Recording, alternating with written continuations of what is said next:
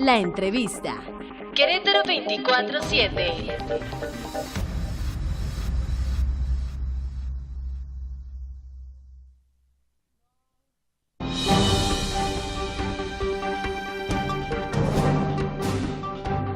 Gracias, son las 9 de la mañana con 9 minutos. Muchas gracias además por seguir con nosotros en este espacio de noticias. Adrián Martínez López, ¿cómo estás, mi querido abogado?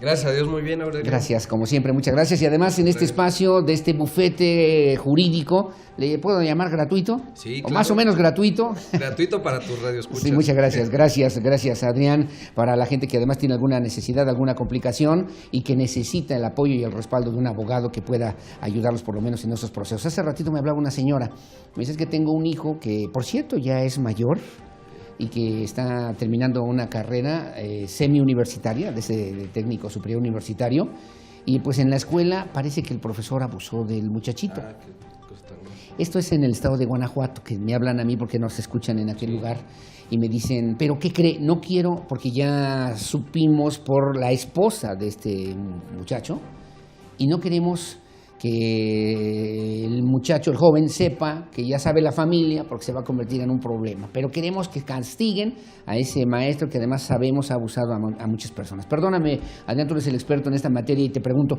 ¿qué tendría que hacer esa familia para que esta situación se pudiera esclarecer, para que no perdiéramos el tiempo en cosas que no nos van a servir de nada y también para que pudiéramos orientar de alguna manera a la gente que en una situación como esa tiene que saber qué hacer?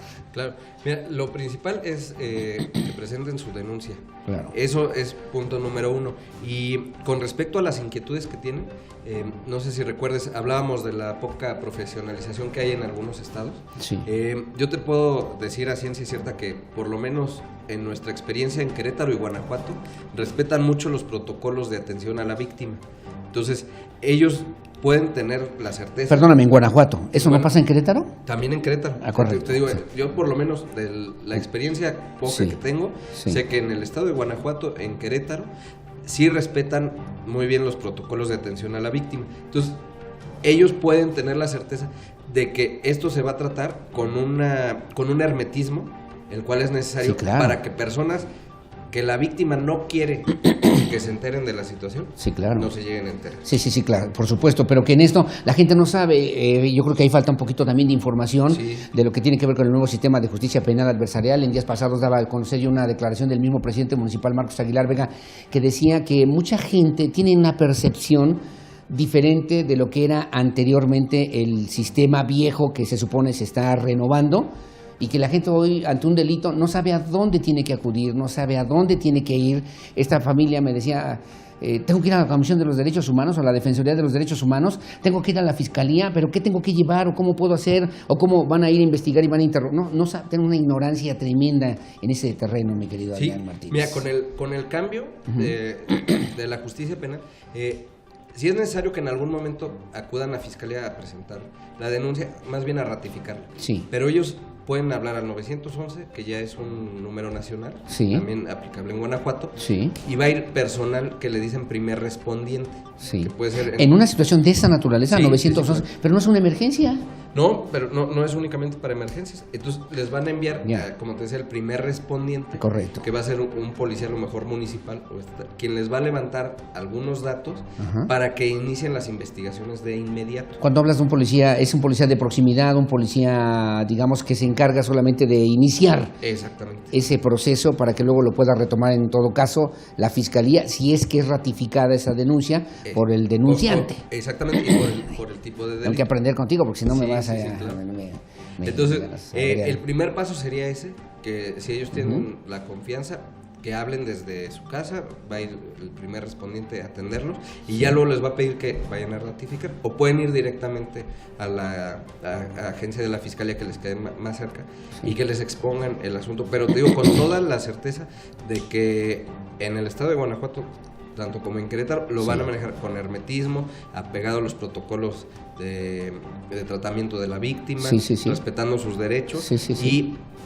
y nada más si ellos desean, nosotros los podemos apoyar para que todo este proceso se vaya encaminando de la forma que ellos Sí, claro. Como tú me dices que ciertas personas no se enteren, o Claro, para algunos temas no se toquen. Incluso en el sistema de justicia penal adversarial, las cosas han cambiado mucho. Nosotros, por ejemplo, en términos de mediáticos, antes aparecían en los periódicos y decía violador, ¿no? O homicida. Y eso va en contra también de los derechos humanos, incluso de estas mismas personas, ¿no? Sí, claro, pero los derechos humanos son parejos. Sí. O sea, De lo que hablabas la vez pasada. exactamente, tienen que ser tanto para la víctima. Universales, digamos. Exactamente, para la víctima como para las personas que están acusadas de algún delito. Sí, sí. Porque tampoco no nos conviene como víctimas que se procese, se condene y a lo mejor le decrete una prisión a una persona que es inocente o que no Claro. se le respetaron Sí, sí, sus sí, garantías. claro. Entonces, como lo dices, los medios antes, bien o mal, pero pues era así como se manejaba, Sí, sí.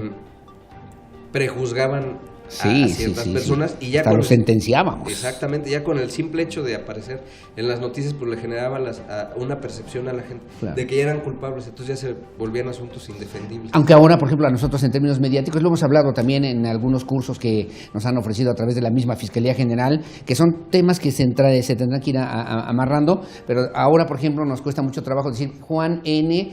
Fue acusado del delito como presunto responsable, porque ya ni siquiera es presunto. No, es prohibido. Prohibido decir presunto, bueno, que de este tipo de, ya no, entonces una nota como de qué, cómo la voy a armar o cómo la puedo hacer para que pueda informar, para que pueda servir y también para que pueda incorporarse, digamos, en lo que pueden ser las estadísticas delictivas en el estado de Querétaro con cierta precisión, mi querido Sí, Adrián, ¿no? sí, claro, o sea, han cambiado muchas cosas y lo que a mí se me hace muy benéfico es el respeto a la presunción de inocencia. Sí, sí. O sea, no hay grados de inocencia.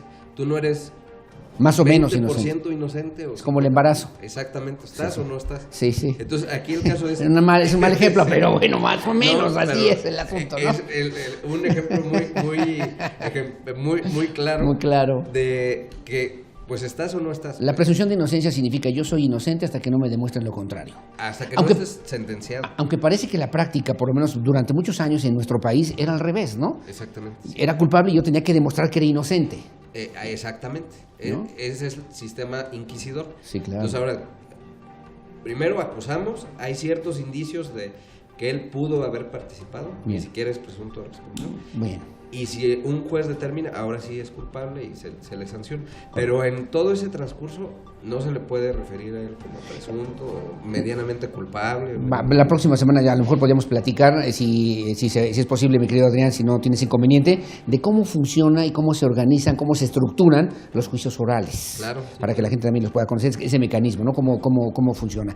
Pero hoy yo quería también, y habíamos comentado, la posibilidad de platicar de un tema que también me parece muy importante y que tiene que ver con esta ley que no sé, que parece que nadie la conoce, que parece que nadie la ha visto, que no existe, que se echó para atrás, que se regresa, que se vuelve a turnar, que se vuelve a discutir, pero finalmente que no tenemos una ley de responsabilidades de los servidores públicos, y eso me habla a mí de que pues los funcionarios públicos pueden, perdóname que lo diga de esa manera, robarse, hacer todo el dinero que quieran, hacer lo que se les pegue su gana y no va a pasar absolutamente nada. Me decía la abuela Adrián, hay una diferencia, el servidor público sola y exclusivamente puede hacer lo que la ley le permite.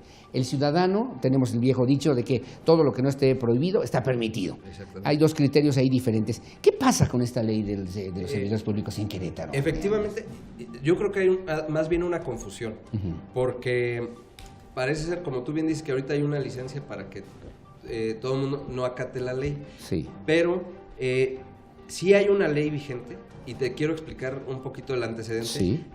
porque en mi opinión sí se puede aplicar. La ley de responsabilidades de los servidores públicos del estado de Querétaro Sí. fue publicada en el año 2009, Sí. con un pequeño defecto. En esa época era necesario que todas las leyes, al momento de su publicación, contaran con el refrendo obviamente firmadas por el gobernador, Sí. y el refrendo de los secretarios que tenían que ver con esa ley. Si era un tema de obras públicas, del secretario de Obras Correcto. Públicas; si era un tema de salud, del secretario de Salud. En este caso, como es un tema de Contraloría, esa ley carece del refrendo de la firma del secretario de la Contraloría. Del actual secretario de la Contraloría, No, desde el anterior. Desde entonces, de la administración de licenciado. ¿Y por qué no se hizo Francisco eso? Pues la verdad desconozco, pero fue un error. Ellos tienen alguna interpretación de que como a nivel federal no es necesario, o sea, únicamente es necesario que lo firme el presidente de la República, el secretario de Gobernación, con ese criterio se ajustaban. Pero la ley en ese entonces y la Constitución del Estado era muy clara, que debería de venir firmada por el Ejecutivo y refrendada por los secretarios que... Pero explícame una cosa. ¿Sí existe una ley de servidores, de responsabilidades de los servidores públicos en el Estado de Querétaro? Sí. ¿Qué fue lo que pasó entonces con la Suprema Corte de Justicia de la Nación? Entonces, esta ley, como te decía, entra en vigencia en 2009. Ajá. Entonces, con la finalidad de subsanar este error y adelantarse un poco al Sistema Nacional Anticorrupción, en el 2016, la actual administración y la Cámara de Diputados emiten una nueva ley de responsabilidades de los servidores públicos. Entonces, esta ley es impugnada por vía de una acción de inconstitucionalidad, tanto por la Defensoría de los Derechos Humanos a nivel local, como la Comisión Nacional de los Derechos Humanos. Entre muchos argumentos por el que hablábamos de la presunción de inocencia. Perdóname, ¿en qué año? En 2016. 2016, Sí. o sea, recientemente. Exacto. Es impugnada por Derechos Humanos Querétaro, Derechos Humanos Nacional. Y significa que entonces es improcedente. Sí, entonces la Suprema Corte de Justicia no entra a los asuntos de fondo que plantean ambas dependencias, sino que les da la razón en un solo argumento. Dicen, la legislatura del Estado de Querétaro se adelantó a la entrada en vigencia del Sistema Nacional Anticorrupción. Entonces, ¿qué es lo que debieron de haber hecho? Esperar a que inicie la vigencia, que es ahorita en el mes de julio, y ahora sí ya el Estado puede legislar en esa materia. Cuando me dices puede legislar, ¿qué significa? Entonces, la legislatura local de nuestro Estado debe de ajustar las leyes que tienen que ver con esta materia, que es la Ley de Responsabilidades de los Servidores Públicos, la Ley Orgánica del Tribunal Contencioso Administrativo, la creación de la Fiscalía Anticorrupción Estatal, etcétera, etcétera. La debe de ajustar al marco federal, a las reformas que hubo recientemente en esta materia. Pero te pregunto, mientras los que han sido, fueron funcionarios, son hoy funcionarios públicos, ¿pueden ser observados, sancionados, castigados por alguna situación irregular? Hace ratito comentaba yo algún asunto en la Comisión Estatal del Agua. ¿Sí va a ser así o no va a pasar nada? Sí, claro.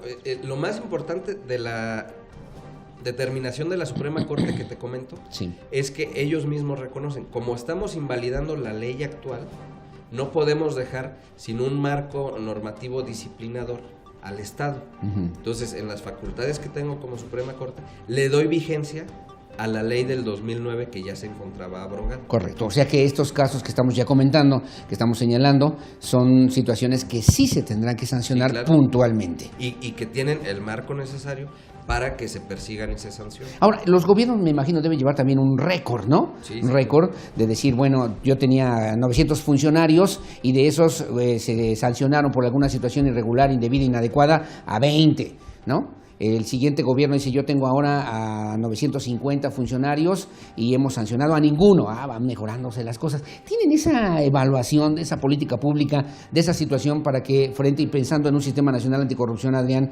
Martínez López, estoy platicando con nuestro abogado aquí de Querétaro 24/7, se pueda realmente sancionar? ¿O vamos a ver cosas como lo que están pasando ahora en Chihuahua, que el exgobernador es prófugo de la justicia, que 3 funcionarios se robaron 240, 500, hasta 1,000 millones, 3,000 millones de pesos de la administración? El caso de Veracruz, de Javier Duarte, los casos que ocurrieron también en Sonora, en fin, en Quintana Roo, en muchos estados de la República donde pasan regularmente ese tipo de situaciones, Adrián. Sí, yo creo que existe el marco normativo, como te digo, tiene vigencia. El Poder Ejecutivo del Estado ya envió algunas iniciativas para ajustarse a lo que te menciono ahora con la entrada en vigencia del Sistema Nacional Anticorrupción. Ya va a estar las reglas del juego listas. Entonces, yo la verdad dudo mucho que con este nuevo sistema se pueda generar mayor impunidad. ¿Eso le tocará a los legisladores ratificarla solamente? No, en primera instancia le tocó al Ejecutivo enviar la iniciativa junto con otras que ya habían presentado algunos partidos políticos. Correcto. Entonces a la legislatura ahora le toca analizar esas iniciativas. A esta legislatura. Exactamente. Y proponer una nueva ley, votarla y enviarla a la legislatura. Nos falta tantito. Faltan un par de Y meses. perdóname, yo te lo digo ahí como ciudadano, que tendría que ser una ley más exigente, una ley más estricta, una ley más...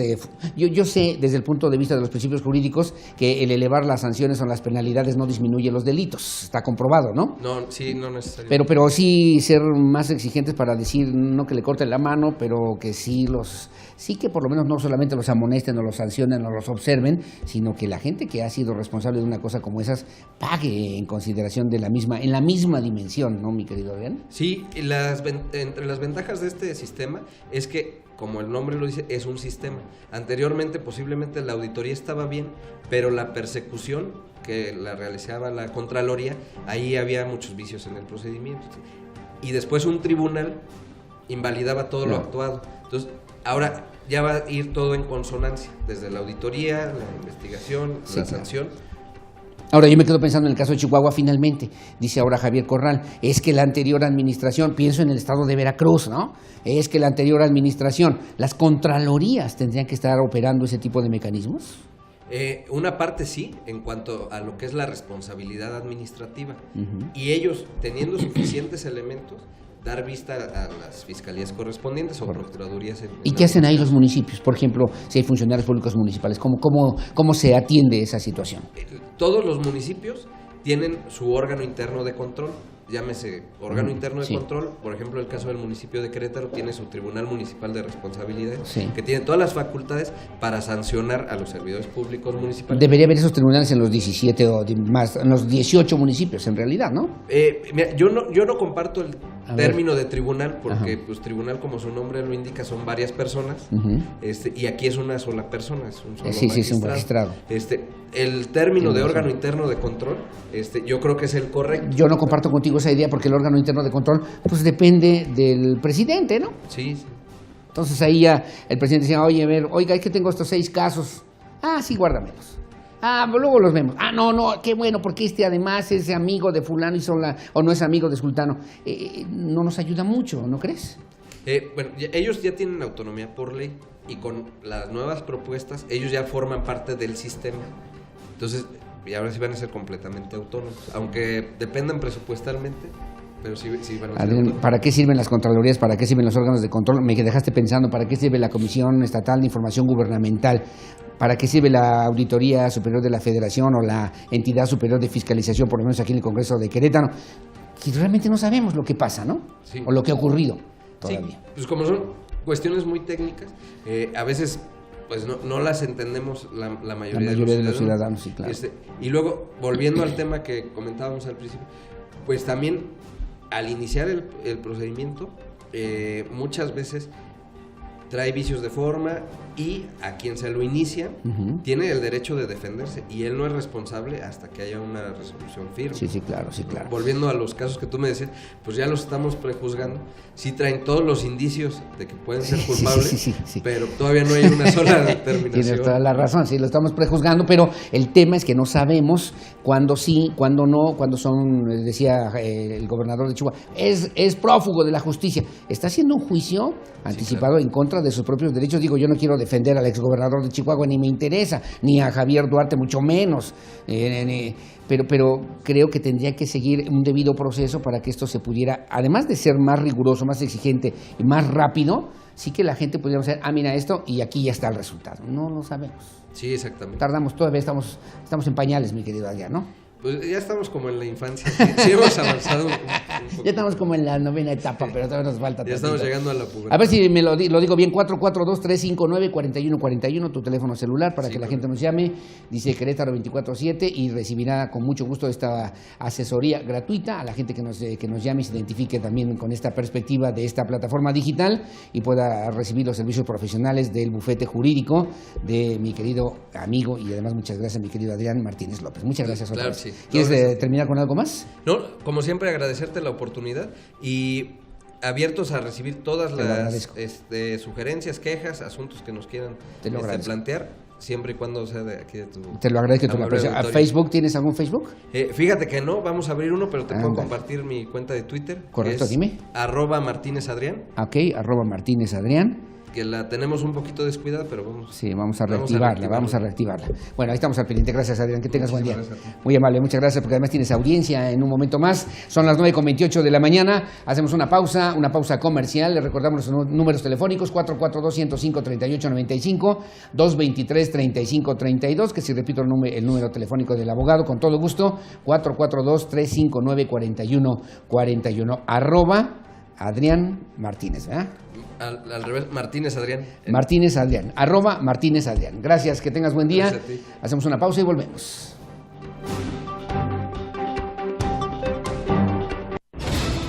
Querétaro 24/7, 24 horas los 7 días de la semana de información y música. Querétaro 24/7. ¿Tienes una denuncia o deseas hacernos un comentario? Escribe a nuestro correo electrónico noticiasquerétaro24.7 @gmail.com. Querétaro 24/7.